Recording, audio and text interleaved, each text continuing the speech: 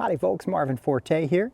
I'm here with my brand new Native Watercraft Hammer 1210. I picked it up yesterday at Alder Creek Kayak and Canoe here in Portland. And today, in this video, I'm going to go through all the setup steps to get you on the water. First, let's install the seat on your hammer. You should have your seat, your swivel, and your seat base. It should have come with 2 sets of hardware, some smaller hardware and some larger hardware. You're going to need a couple of 7/16 inch wrenches and a 3/8 inch wrench. I also recommend a Phillips screwdriver and maybe a little shorty screwdriver as well. Okay, let's install your seat. First, I recommend you take the seat swivel, rotate it about 45 degrees so that these holes don't line up. That's going to give you a little better access to everything. Doesn't matter which way you turn this. I'm going to line it up with the holes there. Now, here's a really important tip. We're going to take the larger hardware with a washer on it. If I go in this direction with it, down, and then if I were to put the washers and the nuts on all 4 of those, then you take your seat, install the drawer, and if I push it back, it's going to hit those bolts. The bolts are about 1/16 of an inch too long for this to work. You can either replace those bolts with something a little bit shorter, something that just gets into the nut, gets through the nut, or you can simply turn these around. Again, I've got a washer on the bottom. I'm going to add a washer to the top. Then I'm going to add a lock nut. I'm going to do that with all 4 of them. All those nuts are finger tight, so now I'm going to take my 2 7/16 inch wrenches and I'm going to tighten them down. Okay, here is the last one. Let's get it nice and tight. Now, let's try our drawer.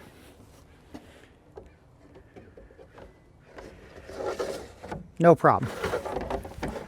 Clears by about 1/8 of an inch or so. And you see it's free here. Now let's install the seat. I'm going to line that up approximately with the holes.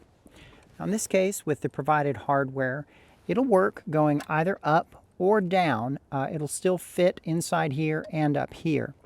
If you go in the upward position, that screw is going to be sticking up a little. I don't think the seat would ever come down and hit it, but if you want to be extra safe, you might want to go down. It's a little harder to access in this direction, but we can do it.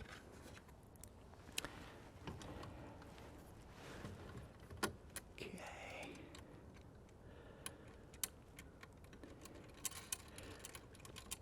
All right, that's hand tight. Now, if you're installing either of the locking mechanisms, the direction on these screws like this is not going to work. They're going to be in the way of the locking mechanism. Let me show you a quick little clip about that. Here's my Titan X seat with the 2-position locking swivel installed. You can see that the base frame on the Titan X is a different design, and there's more clearance in between the frame and the drawer. That means even if your screws are coming down towards the drawer, you've got a pretty good amount of clearance on the Titan X.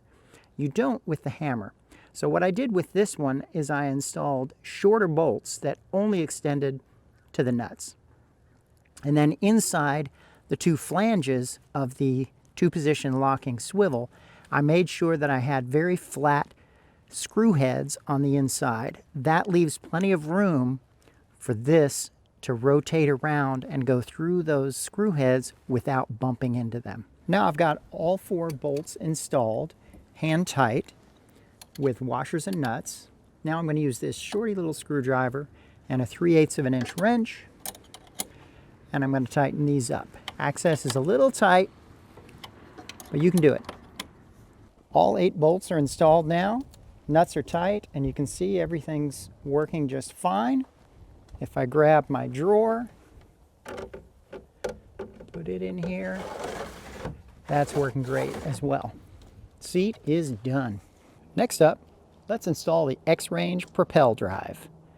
With your Propel Drive, you should have gotten this sheet with a QR code. This is a video with instructions on how to install the drive. Some of the same information I'm going to go over here. You've got a large Allen wrench, a couple of small Allen wrenches, and the crankarm bolts, screws for these pedals, and another QR code to scan and see how to install those screws. First, I'm going to remove this volet strap. Just get it out of the way for now. Set it aside. Turn these two rotary latches and remove the thwart bar. We're going to install the thwart bar in the Propel Drive here. Take the medium-sized Allen wrench and just tighten these up enough that it holds on to it, but you can still move it.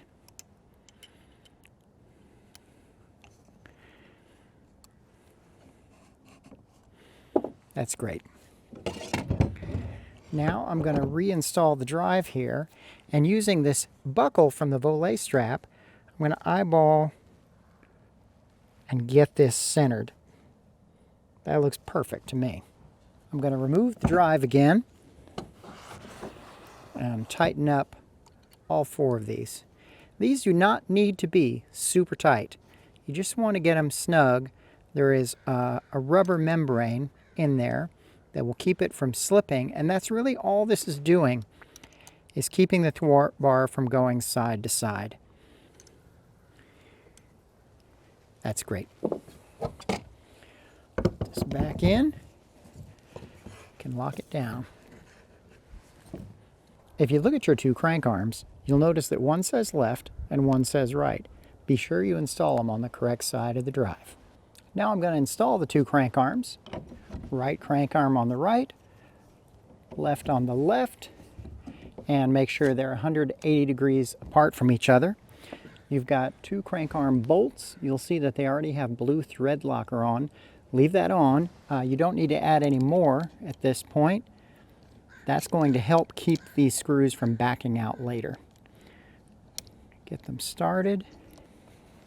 Then take the large Allen wrench that was provided and just get these hand tight for the moment.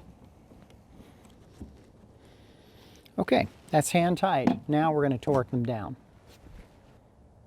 This is the critical part of the installation. There's a gear shaft here that both of these crank arms are on, and that gear shaft is conical. It's shaped like this, and as the shaft comes on it, it gets a lot of resistance from metal on metal. It's important that these bolts get torqued down to 26 foot-pounds. You can use the Allen wrench that was provided and get it really tight, or even better yet, use a digital torque wrench. I'm going to use the digital torque wrench. I've got it set to 26 foot-pounds. Let's see how that goes. You see what I'm doing is I'm starting at 90 degrees, and there it goes. Now on this side, I'm going to use the manual Allen wrench. Show you what that looks like.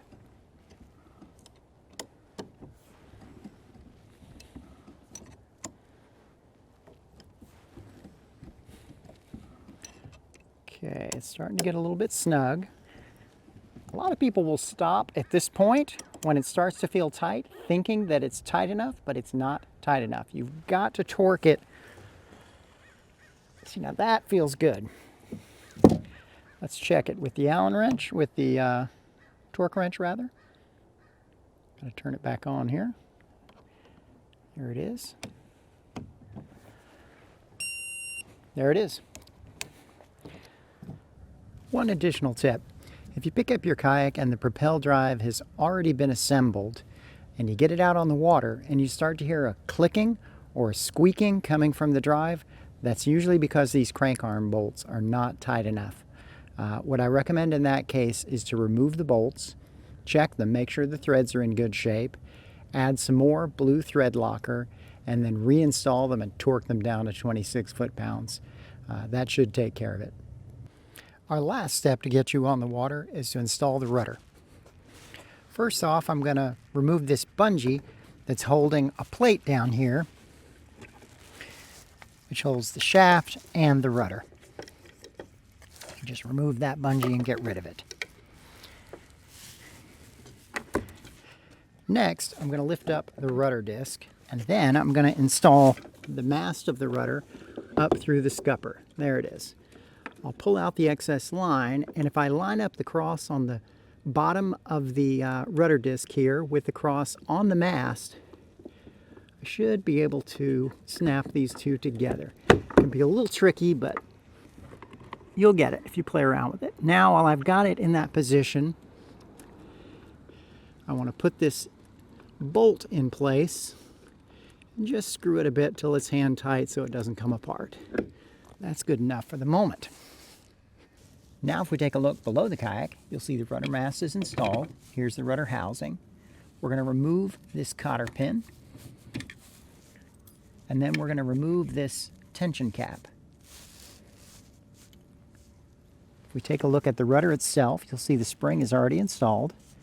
Just remove that twist tie. And then make sure you turn the rudder this way so that the spectra cord can go right here from this cylinder down into the rudder. You can pull your slack up like this just to get it out of the way for the moment. There we go. Now, insert the rudder. It'll sandwich between those two sides. Just like that. Now I've turned the rudder around. You can see the spring is inside the hole here. I've got the tension cap with grooves in it, and it's got a slot. I need to line up that slot with the spring, and I'm going to insert it part of the way. I'm not going to insert it all the way until it clicks.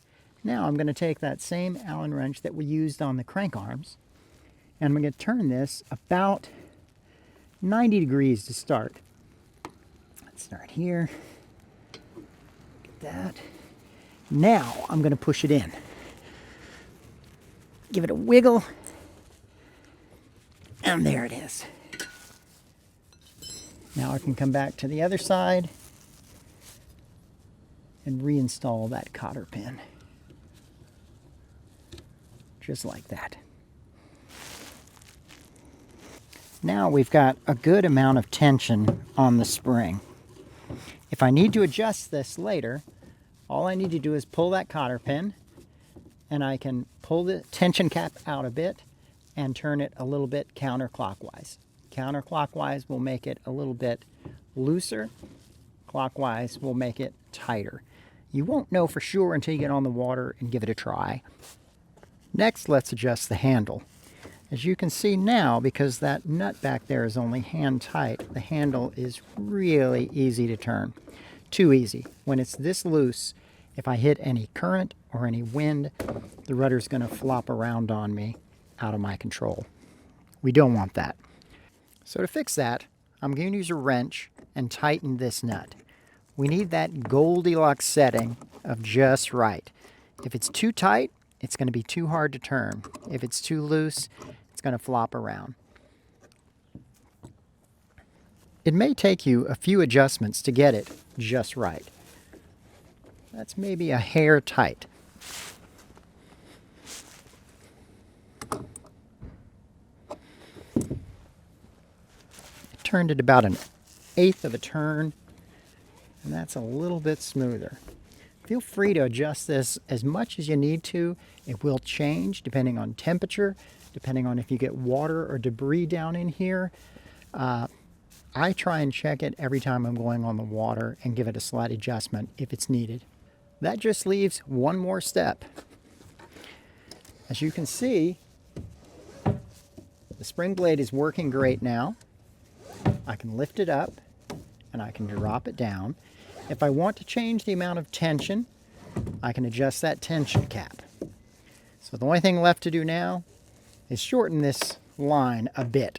A little bit unwieldy at that length.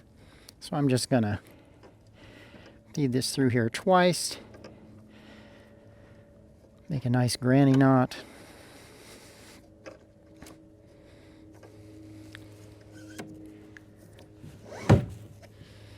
That's about right. And with that, we're all done. Well, that's it. I hope this video helped you get your hammer or other native watercraft kayak on the water.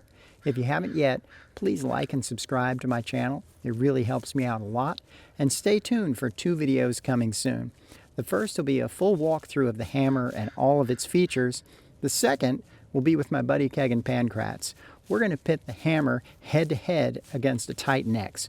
We'll do on-the-water tests, including stability, features, speed with the Propel Drive, and speed with a motor, as well as turning radius. Hope to see you soon. Stay safe on the water.